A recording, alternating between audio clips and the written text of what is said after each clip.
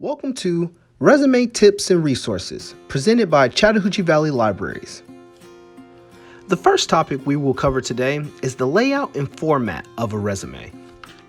It is most important that your resume is legible, so you want to make sure that your font is big enough to see and clear enough to read.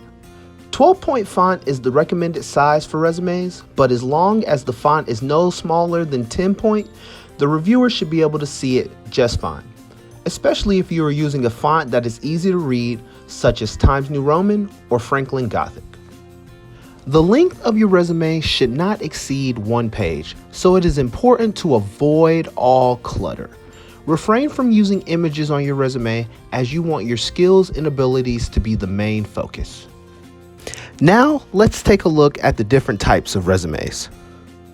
There are 2 types of resumes: chronological and functional. Chronological resumes tend to focus on work experience, which is listed from most recent to oldest and is used by people with plenty of work history.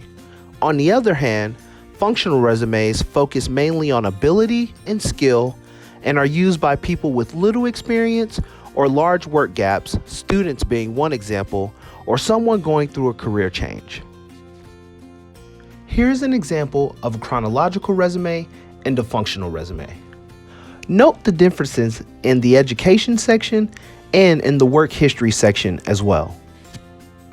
Here's an example of a cover letter, which is a letter that can be sent out with your resume explaining your interest in the job you are applying for, and also gives you a chance to expand on some points that you provided in your resume.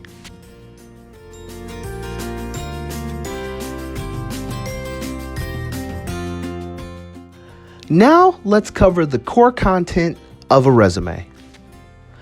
These 5 sections are essential to any resume: your contact information, including name, email, and phone number; your educational history, including your highest level of schooling and degrees; your skills; your job experience and duties related to the current position you are applying for. The 5th section is unique to you and should include any awards or certificates you have gained in the workplace or at school.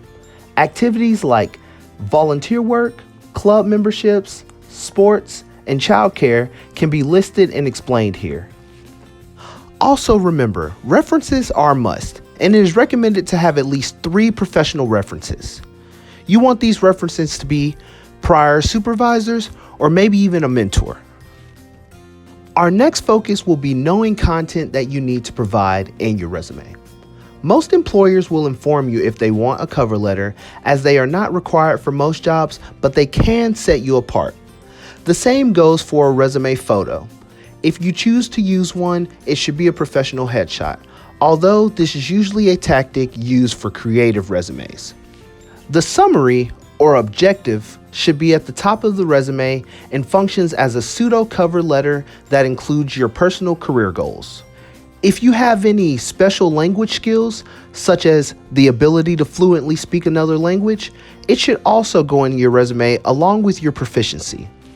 Also include extra hobbies outside of work that are relevant to your position.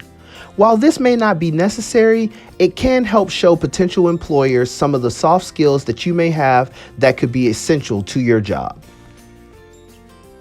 Here's an example of a resume with heavy focus on activities and clubs relative to their goals for getting the job at the top. One thing to always keep in mind is to read the job description and pick out keywords and skills wanted by that employer to address. Hard and soft skills, while not always explicitly listed, are important to understand to show your employer that you are well balanced. Soft skills show communication and how well you work with people, while hard skills are measurable abilities and knowledge needed to complete the job. Next are some places where you can find some resume templates. Microsoft Word, although you do need an account to use these templates outside of the library, is an excellent place to find resume and cover letter templates. Explained here are 2 different ways to search and download from Word. Next are 2 library resources, Job Now and Job Career Accelerator, which are two great places to get started and get help from experts. To find these resources, you can go to cvlga.org and hover over Research It, and at the top, click on Resources A through Z.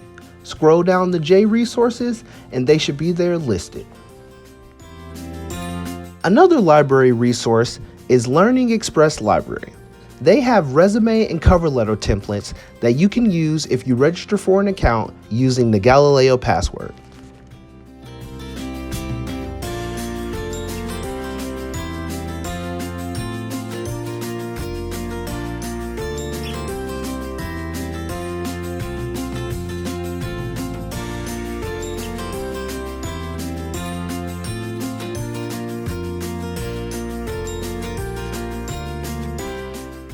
Now that you know how to make a resume, we at CVL wish you all the luck on your job search. Happy job hunting! We are springing into summer learning at the Chattahoochee Valley Libraries, and the program you just attended is one of the ways you can earn completions. Just go to cvlga.org and look for Spring into Summer Learning. You can register yourself and your family online, and then start reading and attending our online events. That's all you have to do. We're giving away weekly gift certificates, and every completion you make enters you into a grand prize drawing for tablets, games, gifts, and more. Remember, you have to register to win. cvlga.org, and we'll see you online again real soon.